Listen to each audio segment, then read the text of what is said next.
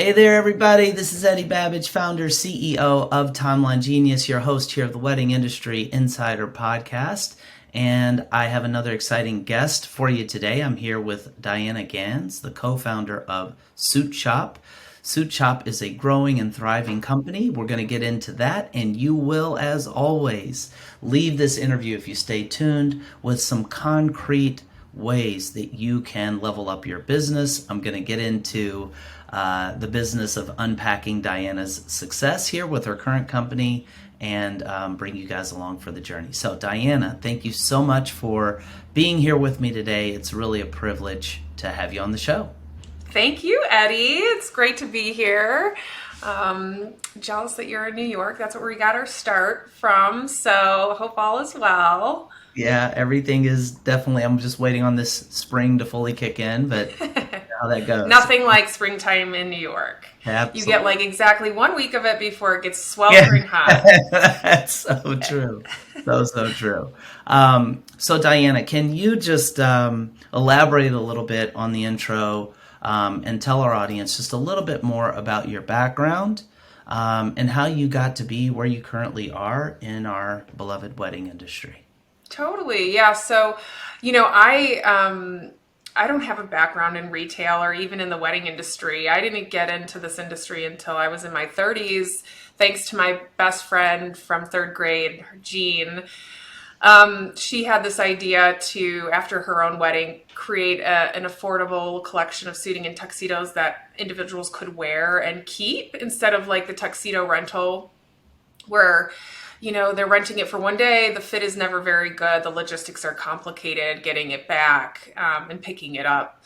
So, we launched SuitShop in 2016 out of our apartments in New York City. And since then, it's grown to be a really successful big business. I like to think that we're kind of becoming the beloved brand for individuals in need of wedding suiting. And we're the only brand to carry a coordinated collection of suiting for men, women, non-binary folks, and children. I love that. Thank you for sharing your story. And it's funny how many people come into this industry, kind of fresh, that didn't necessarily start off here, that are now doing, big things. So let's go back to the beginning, Diana. I think one thing that, you and I share with, every listener that we have right now is that we are entrepreneurs. And there's nothing easy about building a company. And one of the main things that I want to give out on this podcast is concrete, helpful information that will, allow wedding professionals to thrive and to chase their dreams even faster. So let's go back to the beginning of your company. Just tell me a little bit more about the origin story. Tell me a little bit more about how you guys got the wheels turning to get this business growing. Totally. So in 2013, Jeanne was planning this beautiful New Year's Eve wedding. Like most brides, she said to her husband, or fiance at the time, Kevin, I'm planning this whole wedding. You get your guys in tuxedos. And I was a bridesmaid in her wedding. We've been best friends since third grade. So, we had such a wonderful experience. There were so many options, so many price points. It was really fun. I still have the dress and wear it and have been able to wear it again. But the guys on the day of the wedding, we noticed nothing really fit very well. A couple of guys swapped jackets. These are young guys in their 20s. They should look like super crisp and sharp. And it was fine, but kind of a little frumpy, to be honest. And then the day after her wedding, Jeanne, as the bride, was the one taking everything back. So Kevin had gone with a big box rental tuxedo option. And so the day after, there are deadlines to get these garments back. And so she had to, get back to the store. She took her two brothers' tuxedos to drop off that were wadded up in a ball. And she was like, I cannot return this. This is they are not going to take these back. They're so gross. And they were like, no, this is just what happens. They will do that. And so she went into the store. They were like, yeah, throw them over there. She got a receipt. And she realized, oh my God, my mom spent $250 on each of my brothers to get them in a tuxedo that they didn't get to keep. it didn't fit them well. And like the logistics are bad because I am the one returning this the day after my wedding. And so that was like her aha moment. And she has a background in fashion design. So really for her, like the way tuxedos especially were sold in the US was really bizarre. It's not a complicated garment. It doesn't involve like women's wear. She was really baffled at like why men had to, if they wanted to wear a tuxedo, they had two options. You could either spend $1,000 to buy one and keep, or you could rent for $200 to $250. And you know, suiting is not like women's wear. It's not, it doesn't evolve. It doesn't have all these seasonalities to design. It's, you know, become more tailored over time. But so that idea and like that pain point really stuck with her. And then in 2016, she had kind of developed the concept a little more, and together we launched it on a Kickstarter campaign.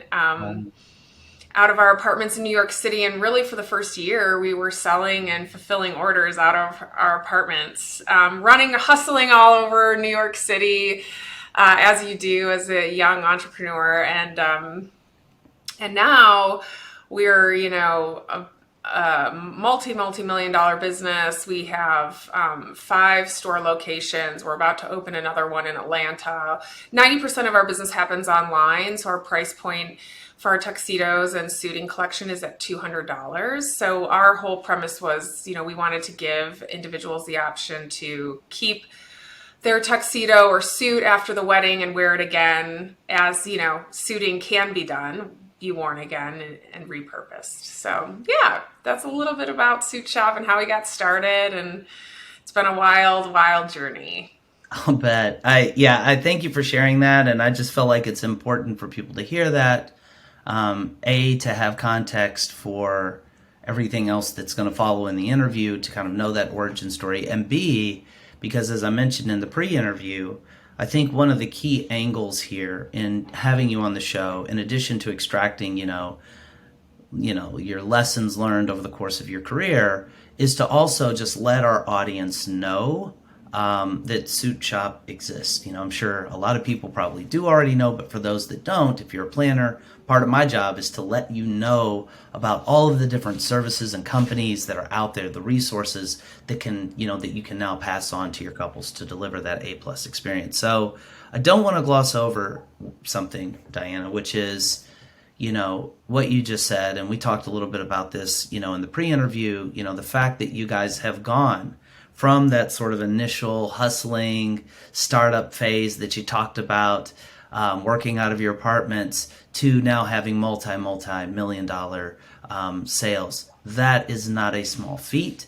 I know that, you know that, and everybody listening to us right now knows it's not easy to be successful in business. So let me just ask you, I'd like to decode as best we can, you know, in this format and time that we have, your success in business.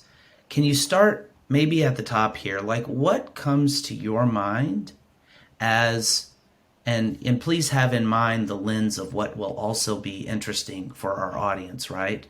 What have you done right? Like, what's the number one, if you had to point to one factor so far that has been responsible for your success in business, what would you point to? There's like, it's kind of all related, but it's very much like understanding our customer acquisition costs, keeping our marketing spend really low, not kind of going into the red to acquire a customer, but also being able to like fuel this really viral network effect that happens within the wedding industry. So, you know, that is all based around the customer experience that we give. When we were starting out, like, that was all we had, was the experience that we were giving to our customers. We knew it was going to be incredibly valuable for a young brand, you know, whether you're a clothing brand or an event planner, like starting out, like the reputation that you start building from the beginning, it is the best marketing you can eventually have, because it does lead to great word of mouth. And so we were very hyper focused on giving that great experience, even if it meant overnighting or expediting shipping to get customers what they needed, that was expensive to us, but would give that great experience. And then we did quite a bit of grassroots marketing, not, again, spending a ton to, we really didn't even start social media advertising or anything like paid advertising until like 2 or 3 years later. We really relied on like grassroots marketing, word of mouth, and SEO to build the business organically. I think that's the ultimate tell if you have a really great product and a good product market fit for what you're offering as a service or, again, as like a physical product like we have, is that you shouldn't have to spend a tremendous amount of money to start getting traction. Businesses that have to do that don't necessarily then have a great product or service right off the bat. And so we really wanted kind of our customers to share us, the universe kind of to pull us along before we actually had to start spending a lot of money to get those, to, grow our customer base. And so I think we've been really disciplined about that. And also, not discounting our product, putting things on sale. Like we don't do Black Friday sales. We don't do, you really will never see a sale on our website. Right now we have a sale because we're liquidating some fabric, an older fabric that we had, but literally that's the only time we will do that is if we're kind of discontinuing a product. But like we don't play these crazy games because we've just said we are giving the best. We already know we're the best value at our price and we give the best service. And so we're not going to play those sales games. I find that really interesting, Diana, because I think this is really going to resonate with planners, right? That it's an observation, an insight into our industry, that virality is really a thing, right? Like you almost think about it like, wait, this person's getting married, it's not inherently obvious that, I think we all kind of know these things, that there are other brides to be in her network Yes. and at her actual wedding. But I find this to be an interesting thing that I think wedding planners, a lot of successful planners I know, they're already dialed into this notion that, okay, the first and foremost thing that I need to do to build a thriving business is deliver an amazing client experience, like one that's so good that they're inclined to talk about it, and then to reap the benefits of word of mouth referrals. Kind of interesting though to hear you guys say that, because the flip side of this, I could look and say, wait a minute, Diana, there are millions of people getting married in the United States. You really think that like just because you impress this one person that it's really going to get around? But I guess the idea is it does. It has. Oh my gosh, yes. Yeah. It does. And the cool thing about the wedding space is it is this like new crop of couples every year that you get to like potentially work with. And that's where those relationships from the previous year or other weddings like can help, bring you business into the next year. And it's like this, it really is this network effect. And we knew that like we give a wedding group a great experience getting suited up.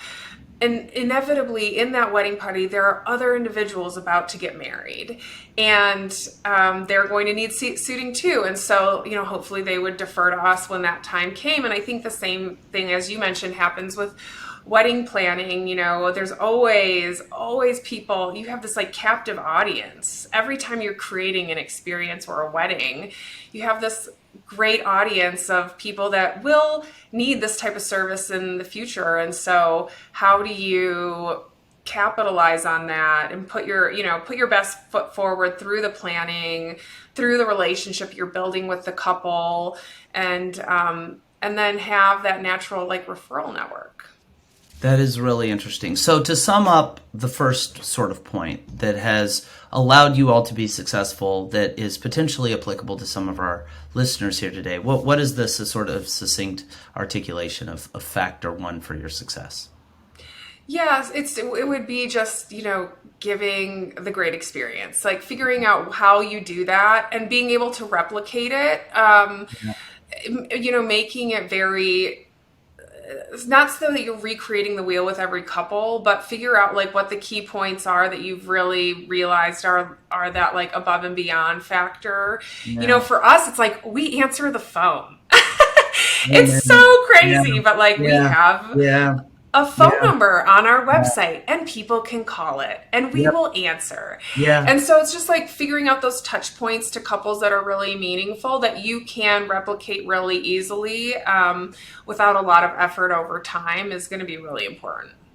I love that, Diana. And it's such a simple thing, and I find that the most powerful, like the fundamentals, it was for It's somebody. such fundamentals. Yeah, but you know what? You can never hear these things enough time. And every time you hear it, if you're hearing it from a different person, you're getting a slightly different articulation of it because it's born or coming through like their experience. But I love what I'm hearing, Diana, because it's easy to lose sight of, even though I think we all as entrepreneurs, we have something innately inside us that lets us know my job here is to just blow this person's mind, right? Yeah. Like to really just like whatever they were expecting, like to just go above and beyond that and nail it. And that's like the starting point for everything. And it doesn't matter if you're selling software or, tuxedos or, like, Yeah, and it doesn't honestly take much because I think there yeah, is a slippery slope in wedding planning and engaged couples, especially, and like maybe the demand on brides to like over overreach, like no over promise under promise. deliver. Yeah, Yeah. exactly.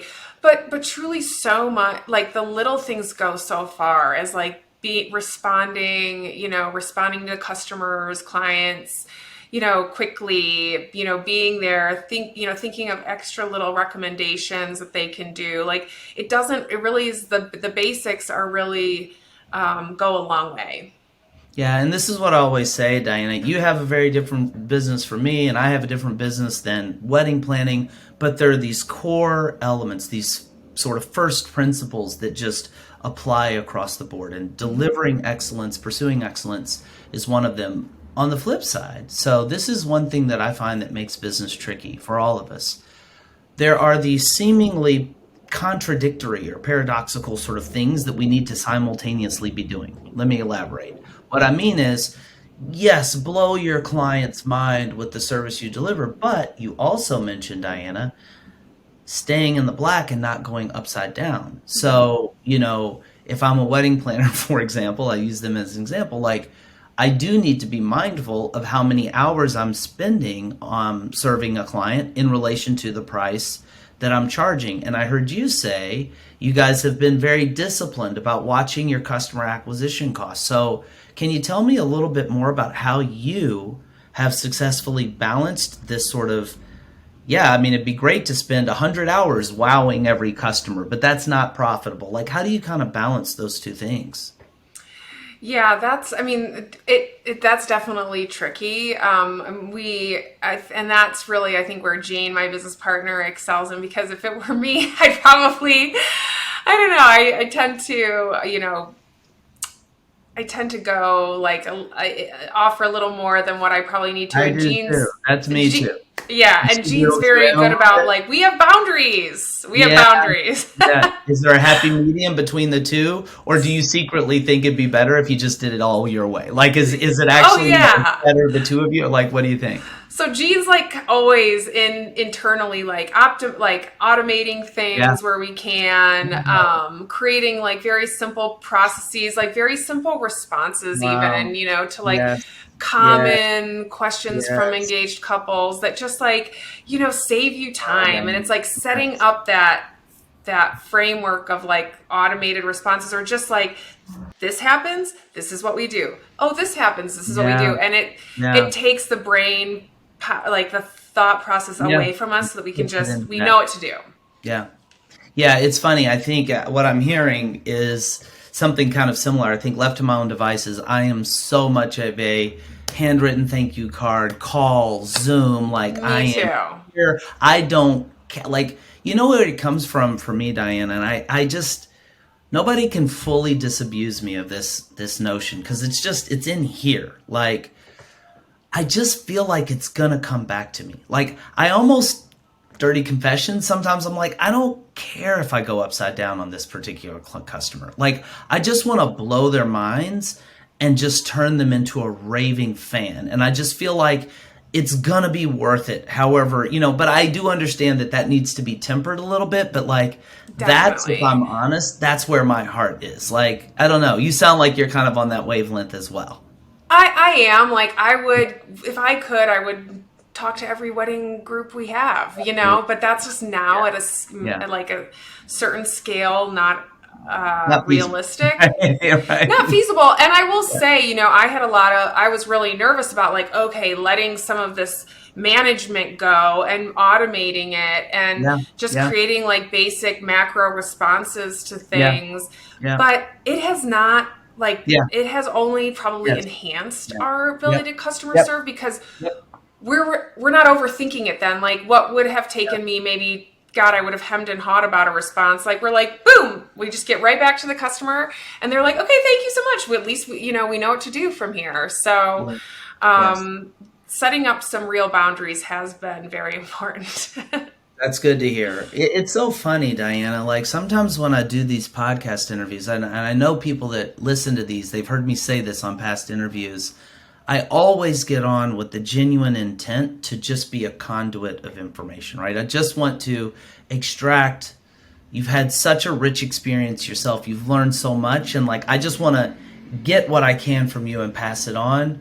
But in being that conduit, sometimes I'm like, I feel like the universe is like talking to me through you. Like, so much of what you're saying is exactly stuff that, and again, I guess it's because we all share these common dynamics, but I'm like, this is exactly what we're talking about right now. Like, we are leaning into upgrading like our systems and stuff for customer support at Timeline Genius, but to do so in a way that doesn't lose, that if anything augments that ability to still put that heart and Yes. that care into it, and I'm sure wedding planners listening, this will resonate as well. Like, you do want to have that heart led, like, you really do want to deliver that A plus experience, but you also need to work on your business and think about the systems you have for doing that. Absolutely. So I love that point, Diana. If you had to kind of let your mind go to a second factor, something that you all, without worrying about feeling like you're tooting your own horn, like, I want you to toot here. Like, tell me something else that you or your company has done exceptionally well that's allowed you to get where you are today. Well, I think it's relationship building within the wedding planning community for sure. When we were starting out, God, I would sit in my New York apartment, Google best wedding planners in New York City, get a list from the Knot, email, phone call, like, all three, like, well, there's probably 1,000 wedding planners in New York now, but back in the day I was seeing like, a couple hundred. And like we just really started to build great industry relationships. And now we have a really awesome, it's called our Insider Program. It's for wedding professionals, mostly planners and event planners. But, we give them exclusive discounts on our product and items to offer to their couples as a value add. But that that took my time in the beginning to like start building these relationships, but my gosh, that is like the gift that has kept on giving, are these wonderful wedding planner relationships that we have. And like, we are there for them when they have an emergency with a wedding party or a groom. Like, especially in the past couple of years, a lot of big rentals have not been able to manage their inventory well with the boom in weddings that we've seen. And so it left a lot of couples high and dry without suiting or tuxedos. And so wedding planners knew like they could reach out to us and we would get suiting to people in a couple days if we needed to. And then we also do like free photo shoot loans. If planners are, wanting to build their business through like really beautiful styled shoots, we offer a product for that as well. But like, that didn't take a ton of money other than my time. And it has become one of the best like referral sources for us. So for planning network, like it really is about building relationships, with venues, with, florists. Also thinking about, for engaged couples, who are the people that influence them to find a planner, right? Or like hire support. And, maybe it's like big hotels or whatever in your area that, a couple may have started the planning process without a planner, but then they get to a point where they're like, oh, we just need some support. And, you can be referred to, through other industry partners.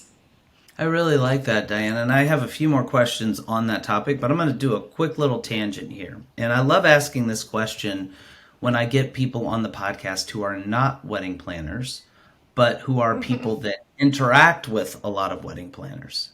In your experience, having interacted with a wide range at this point, I'm sure, of wedding planners, what would you say, again, this is just your perception, subjective, like, what would you say separates the planners who, in your mind, just make that stellar impression of like, okay, this person's just crushing it, right? Like this is somebody that we as a company want to deal with. It seems like they've really got their act together from, say, the pack. Does anything kind of come to mind on that? Yeah. Definitely. Okay. So the wedding planners that we have seen we've been in this business now for 7 years. And so we have seen wedding planners, their businesses grow and scale along with ours. And the ones that are doing it and just crushing it and growing, year over year, they are, really, I mean, this is so cliche, but like going above and beyond in a lot of ways. They have vetted a solid list of preferred vendors that are just, they know are going to give their couples an amazing experience. And they work hard to find those referrals, whether it's, suiting. We have become like the darling brand for a lot of planners to recommend because we do just give such amazing service. But even like, for transportation or, floral or, whatever, it's like just really vetting the vendors that they give because it's a reflection on them when they give their couple a great vendor, right? And then the other thing I see too is like planners going beyond just referring things in real time to like blogging, making recommendations, like kind of becoming this educational resource for couples that might not even be working with them, but like whether it's on their website or Instagram, like offering checklists and, just like, how to find a great fitting suit, like working with their vendors to kind of give real, like beneficial bits of information out for free. So like just really showing like how great of a wedding resource they are. It really highlights, what they do for couples every day. It doesn't, you'd think like, oh God, well maybe if I give all these resources away and these checklists away, like then people will think they don't need a planner. And it's like, oh, it works in the opposite way. It really highlights you as the expert and makes people realize like, oh my God, I need this. I need this person in my life. And she gets me, can get me discounts with different vendors or like it actually will help me save money. So we see that, those are the planners that are really just crushing it. Also, they raise their prices, over time, like they know what their capacity is annually. And if they start hitting it, then they raise their prices. And that does this weird thing too, where it almost makes them like more in demand, than less. So, not being afraid to really charge what they feel they're worth and, what also based on like the capacity that they have. As a wedding planner, you know how important it is to create detailed wedding day timelines for your events. But creating your timelines can be a tedious and time-consuming job. Until now. Because Timeline Genius lets you create beautiful, detailed wedding day timelines with ease. And it keeps everything you need on the wedding day in one central place. Here's how it works. First, Timeline Genius saves all your clients, vendors, and venues in your Rolodex, so you don't lose time looking for their information. And when you're ready to create a new timeline, you simply enter the key information for your wedding. Click a button, and voila! Timeline Genius magically gives you a customized timeline for your event, where all the details are laid out and the times are calculated for you. From there, you can easily edit your timeline by adding or deleting items, inserting images, changing font styles, and customizing everything to your liking. You can also instantly shift the times for as many items as you want. And when it comes to your clients and vendors, Timeline Genius lets you give them the highest level of service. You can send them tailored timelines, showing only the items they're involved in. And you can collaborate by inviting them to a mobile-friendly, web-based version of the timeline. You can even set text message reminders to automatically go out on the wedding day. And once you've completed your perfect timeline, you can download it or email it out as a beautifully styled PDF. And that's Timeline Genius, a smart software that will help take your wedding planning to the next level. Start your free trial today. That's incredible, Diana. That is really, really astute, I think, feedback. And I say that not coming from the vantage point myself of being a planner, but coming from the vantage point of being a student of wedding planning success, having the likes of David Tutera, Colin Kelly, like these other just incredible people that have been on the podcast over the years. And it's really interesting how you're hitting a lot of the points that they say as well. And I love that question because I think it's hard for any of us because we're looking at, from the inside out at the world. It's hard for any of us to fully have that perfect picture of how we're being seen, especially from the vantage point of other vendors and business people in the industry. So that's really interesting. So point number 2, you're talking about relationships here. That's been really effective. One additional practical question I have is, do you guys have a referral program, or is it just sort of a goodwill, like just a relation, like how do you kind of structure, if at all, your relationships with planners in particular? Yeah, well, in the beginning, it was very much like, oh, you need a suit, email Diana. We'll send it out to you. And, I would cold call planners and whatnot. Yeah. Now, we're getting to be a big enough brand that we have a fair amount of inbound, wedding interest from planners and industry professionals. And we love that. We have, if you go to our website, at the bottom, there's a page where you can register your planning business with us, and we'll give you an exclusive discount code, like a 10% off code to offer to your couples. Again, like you don't see sales on our website.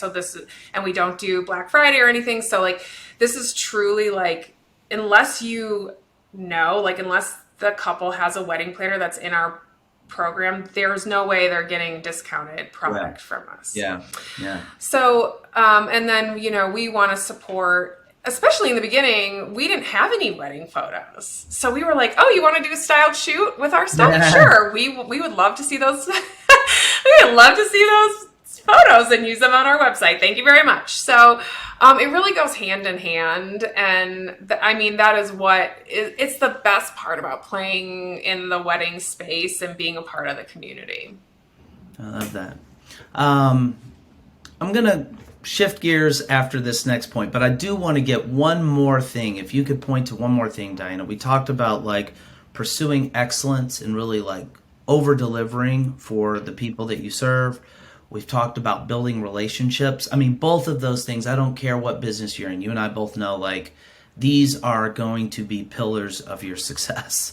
If you had to point to a third thing that you feel like you guys have done really well that's had a big impact on your success, what would you point to?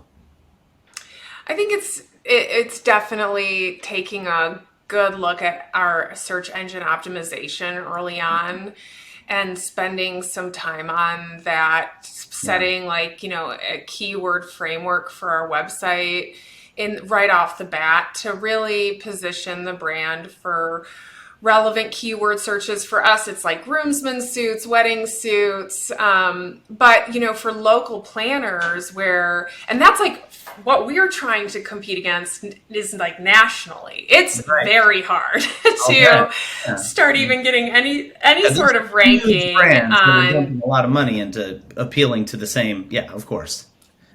Yes, we are going against the, biggest brands. Absolutely. But we knew and the way Google works is if you are a really good search result, you will start moving up. And so and you can't fake it.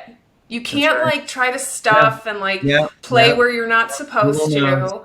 Yeah. But Google knows, but wedding planners have, and just even industry professionals that operate really locally have such a nice opportunity to go after where there's a little less competition, to go after wedding planner, Arkansas wedding planner, and best wedding planner in Arkansas, or best whatever. I would say, come up with 5 to 10 keywords that are super relevant, locally driven, if that's your type of business, and set those to every page of your website. Not all to every page. You pick one for the home page. You pick another keyword for your the biggest, most competitive keyword you're going after should go to your homepage. It's going to be that's the hardest to get, that your homepage is your heaviest hitting page.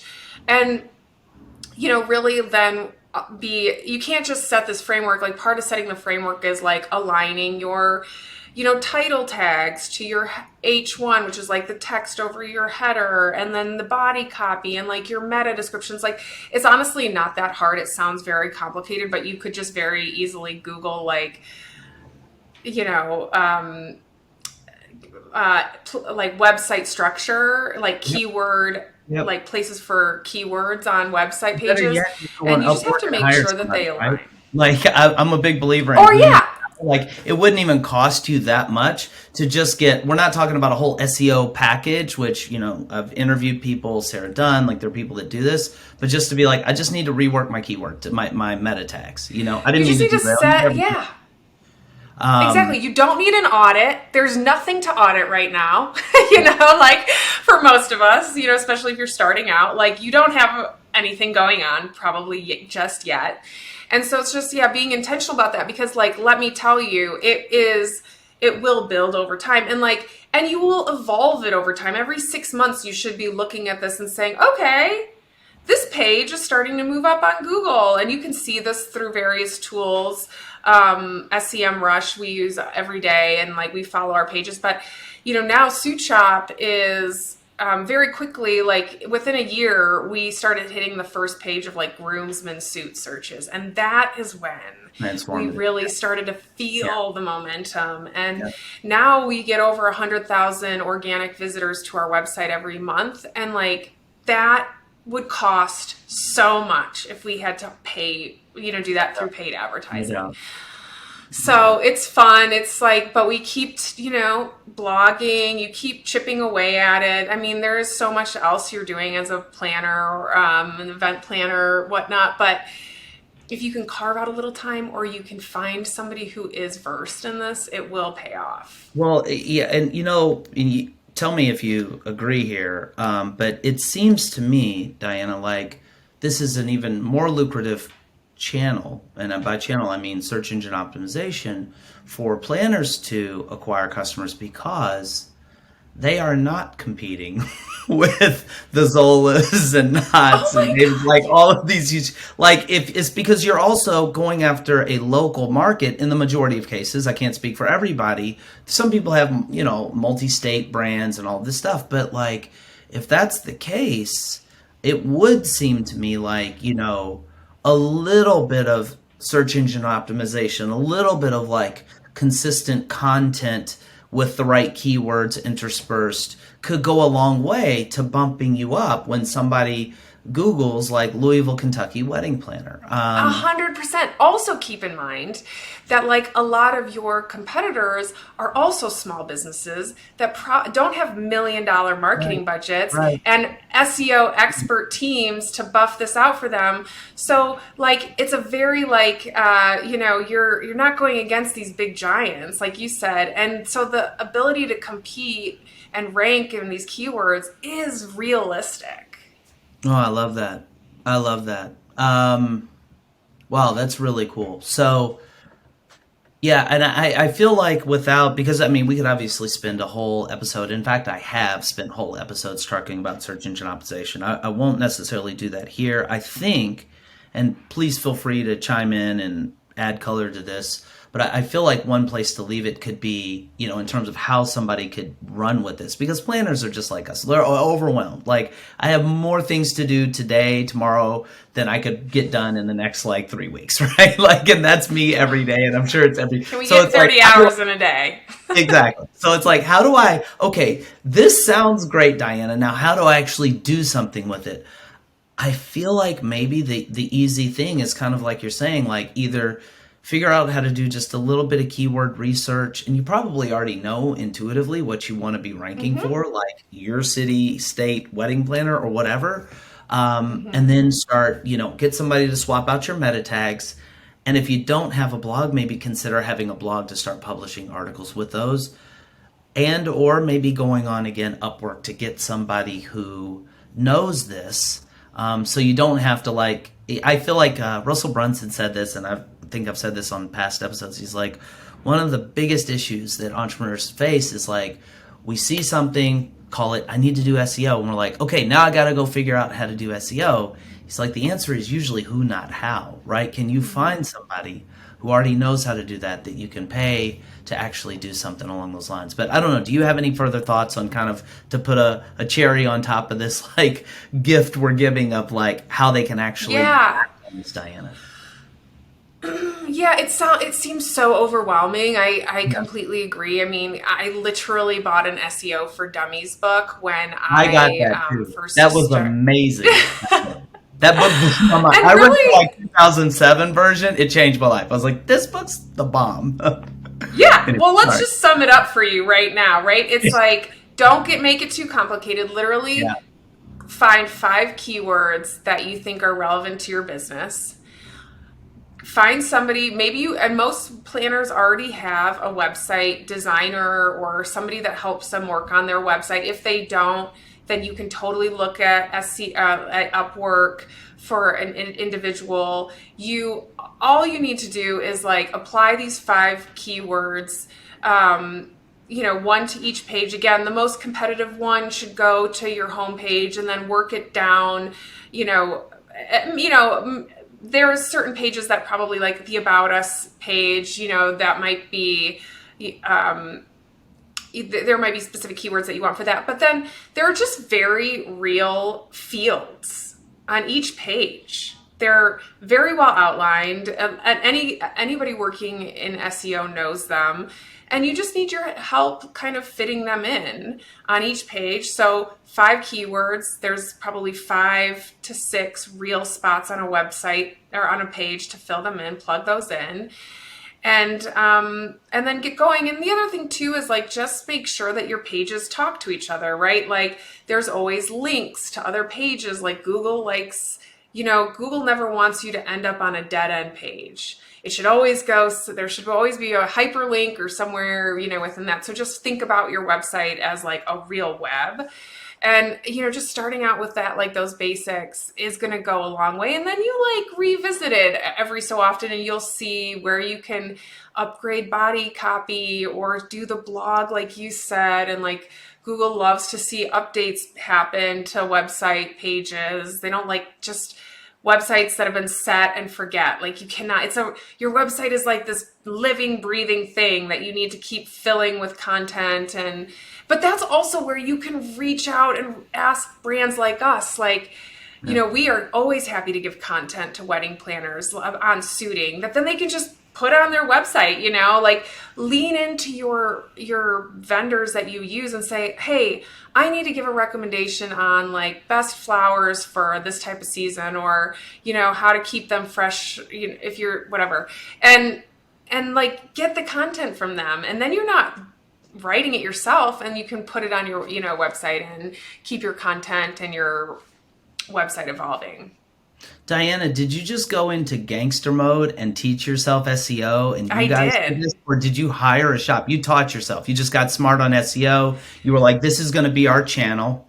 And you started investing. And even though by its very nature, there's no immediate usually payoff, something inside just told you to stick with it, and then you came out on the other end. Like, is that how that worked? Or Yeah, I mean, we started off with like the first name of our company was the Groomsman Suit. So we had started off really well with a very clear URL. But we were intentional, and we started blogging right away about like how your suit should fit, how to find the perfect pant length. Like we started to really, you know, be a resource. And then it wasn't until 2018, so after 2 years, that we hired a firm to kind of help us now audit the site and say, what are we doing right? What can we double down on keywords for certain pages? And then where can we be better? And like, what are new opportunities to target other keywords? And so we've had some help here and there, but very much now we don't. I mean, right now we're very much doing SEO on our own. And it's fun. that is super cool, Diana. Super, super cool and inspiring. You know, I think part of what I'm hearing, you know, like very high level, like, I mean, yes, these are really cool things that we've hit on: delivering excellence, you know, the relationships, and nailing the SEO piece, you know, having that marketing channel that you dive into. The overarching thing that I hear, you know, and I'm sure if I got to know you even better beyond this interview, this would probably just get reinforced, is like, you're just about it. You're just, and, you know, kind of almost makes me think of when you're talking about what is it that differentiates the planners that are really out there. It's like, I'm not going to stop until like I have that website and I've got that vetted vendor, and putting in that hustle, that drive, you've got that desire to be the best you can be and to grow this company, you know? And that's really inspiring. Yeah. And I mean, well, thank you. I mean, we have truly just chipped away at it over the years. I mean, I look now at where we are, but I mean, God, in 2016, we were going against like big other brands that had like made it, and we could get stressed out about not being where they are at. And not have like we've barely raised any fundraising dollars. Like, you know, but we were going against brands that had raised $80 million in funding. And so, but like, we just, you know, we believed in what we were doing. We knew there was a market for it. We knew we were going to give the best experience, and we just have chipped away at it over time. It has taken us 7 years, but here we are. I love that. You're kind of already kind of easing into the direction that I wanted to go, which is at this point in my career, I think so much of our results are driven just by what's happening between our ears. You know, mindset, I guess is the word.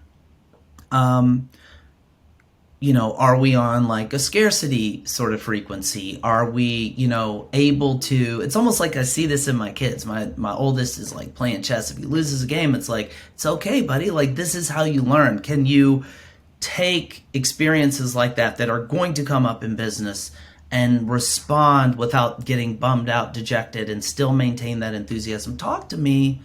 And if you have a different opinion, that's totally fine. But just talk to me about the sort of inner game for you and how that has impacted the trajectory and success of your company. Well, I have an advantage in my inner game in that I have a counterpart, Jeanne, who is like I've grown up with, and we are like, she is the yin to my yang. I have moments of weakness.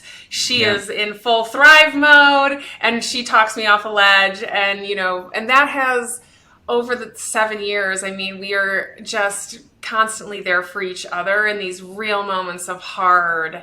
I mean, God, we've had a fulfillment center that just stopped fulfilling our orders. I was 8 weeks pregnant. I had to drive to the fulfillment center, load a 26-foot truck, drive it to Chicago where we could fulfill our own orders. Like, we have had COVID hard moments where we tend to be able to pull each other up. Our customers do it too. And so I think for the planning community, if you're a solo planner and you don't have a person, like I have Jeanne. If you don't have a Jeanne, then, you have your really amazing clients that you can, look back on and think, God, I did such a great job. This is worth continuing to do. This is a moment in time. You will get through it. I think not getting there's never, unless you decide when your business is over. There's not a external moment that is going to decide that for you. It's truly your choice. So you just have to keep going and again, draw from the joy over the years that you've had, with customers or whatever events, to keep you going. God, I love that. I don't know that I've ever heard anybody kind of speak to that, but it really resonates with me, Diana, this notion of drawing inspiration and getting fuel from customers. Sometimes a customer will email me and just say, I love Tom Longinius, Eddie, like, I just want to say thank you. And I'm like, you have no idea, like, how helpful those two sentences, like somebody's just like an offhand, just to get that sort of feedback. Because I think that's such a driver. Like, I think there's something that transcends business that is like, we're here to serve, and to make the world a better place. And when a customer reflects that back to you and lets you know, like, thank you, I hear you. That is just really, really great.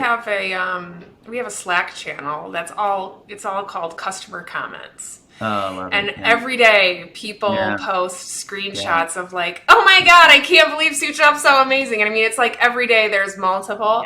And it's just such a nice channel to go back when you're having a hard day and like read, like, I'm going to tell everyone about SuitShop. Like, you guys were just the best. Like, I can't, and it's like, and I'm so glad. It's like my favorite channel, obviously, on Slack, but like, it's great for the whole team too. We like celebrate these comments every day.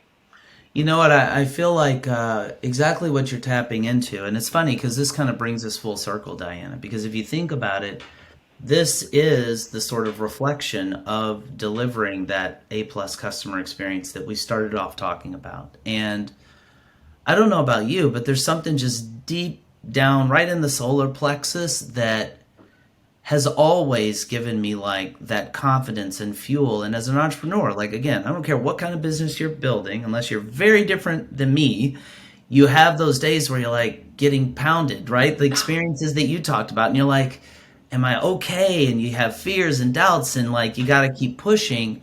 For me, that has always just been a bedrock, like just this solid foundation that I feel like I'm standing on when I know and hear from people, I love this product, right? Like, the rest of this stuff we can figure out. But if you don't have that, if you're not delivering that excellence, and again, it doesn't matter if you're planning or serving software or suits, if you don't have that foundation to stand on, I don't feel like any of the rest of this stuff is going to work. Absolutely, it won't. 100% it won't. Like, if you don't have that, like, it factor, right, with your business and like that connection to your customers, and you're not getting this response, then you have to, you really have to ask yourself, well, then, like, what are we trying to do here? And like, how do we pivot it to be something that people just love and rave about? Or like, how do I tweak my service to be something that's just really, giving me these moments of, validation from customers? Or you've just got bad product market fit and you're going to spend tons of money in marketing to try to get it off the ground, and it's never going to happen. It's going to be like literally pushing a boulder up a hill forever. So, I awesome. Totally hear you. Yeah, and I mean, we have these moments too as like founders and entrepreneurs where you're like, I cannot do any more than what I am doing now. Like I am operating on all cylinders, and I literally, like, there is not a second more in the day that I can do anything else than what I'm doing now. And then you have the moments too where you feel like that is not enough. And it's when like those two feelings kind of converge on each other, where you have these like down, I find myself having these down moments of like, this isn't sustainable. What I'm, like, how am I going to get through this? And I have learned to take a step back and be like, you know what I'm doing right now is already more than enough. I have a company that's growing 100+% year over year. We are doing things right. I'm putting extra pressure on myself to like get things done on a different, like on a rapid timeline that maybe doesn't need to happen, or like maybe I just don't even need to do that thing. Like, the bread and butter of my business is going really well, and we need to maintain that and continue to enhance, but it doesn't have to get from here to where I think it should be in 3 months. Maybe it's going to take a year, and that's okay. That's so cool, Diana. Yeah, thank you for just being the openness there. And I know what you were saying is pushing buttons of resonance inside of me, and I'm sure it is for the audience as well. Like the kind of, I guess the word that hits, that I think you're talking about, the same sort of general experience is like overwhelm.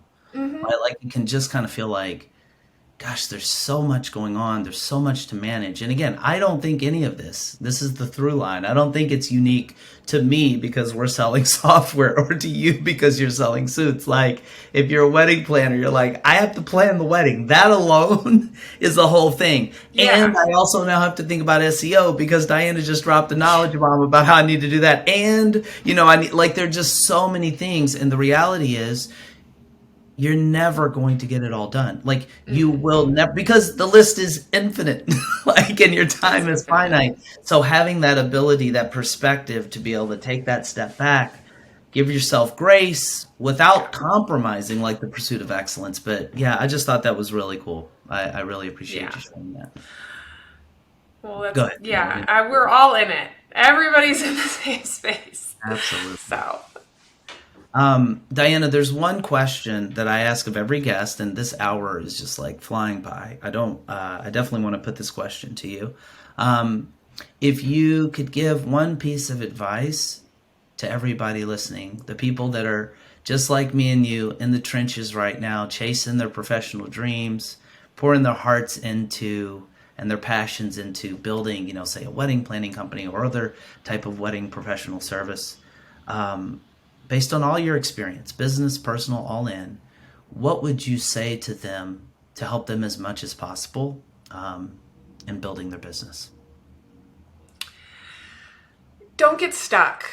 I mean, it's so easy to get stuck because you're scared of starting, you're scared of starting, your SEO strategy, or you're not sure how to tackle this new initiative that you want to do, and so you can tend to like put things off.